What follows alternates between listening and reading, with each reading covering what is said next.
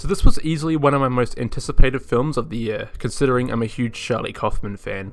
If anybody watching this hasn't seen any of Charlie Kaufman's work, I would highly recommend you do.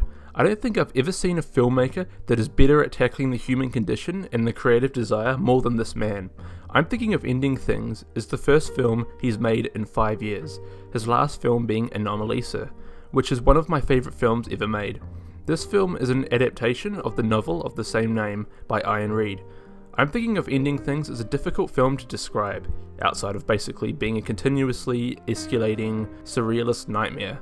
One of the most interesting things about the film is that it touches on so many themes that we've seen in Charlie Kaufman's other work: fear of death, purposelessness, life imitating art, and that's definitely not a bad thing.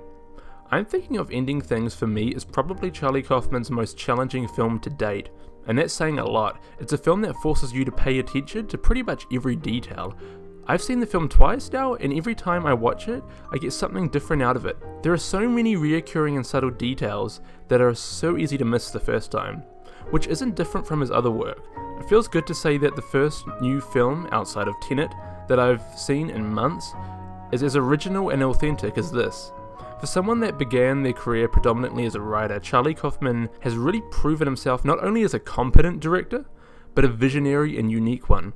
The film looks amazing. It has a vibrance and a vividness to it that is rare in modern films.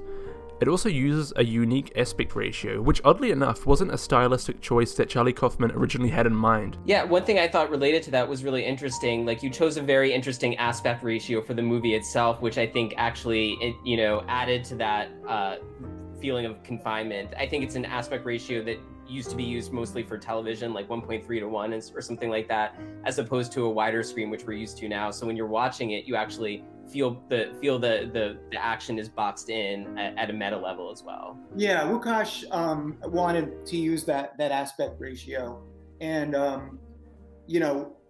liked it, and Netflix wasn't really thrilled with it as an idea, because I think their experience in the past was that people think there's something wrong with their TV, and they're afraid that people are going to turn the channel. So we experimented with different aspect ratios, and we found that this one really served the story. I think for the reasons that you said, is that it really feels boxed in. It feels very claustrophobic. One of the most interesting things about this film is that a large portion of it is self-contained inside a car and is just the two leads interacting. I found the dialogue so engaging that the entire film could have been set inside the car and I would have been satisfied. The film also uses sound extremely effectively. The film uses its stormy winter setting to create an atmosphere of dread. I can't think of any other Charlie Kaufman film that uses sound mixing this well. The performances were also all around incredible. For me, the biggest surprise came from Jessie Buckley, mostly because I haven't seen her on much else outside of Chernobyl. She was extremely subtle, and I felt as though she was passionate about the project. The rest of the cast was also extremely well suited for their roles, and there wasn't a single weak link. I would say my thoughts on the film are overall extremely positive. If I had to rate the film, it would be a solid 9 out of 10, however that may change on my third watch. In all honesty, this is an extremely difficult film to talk about without spoiling it because of how complex and dense it is. It's a film that is designed to be watched multiple times. However, I am going to do a more in-depth analysis on the film within like a week or so. Stay tuned for that.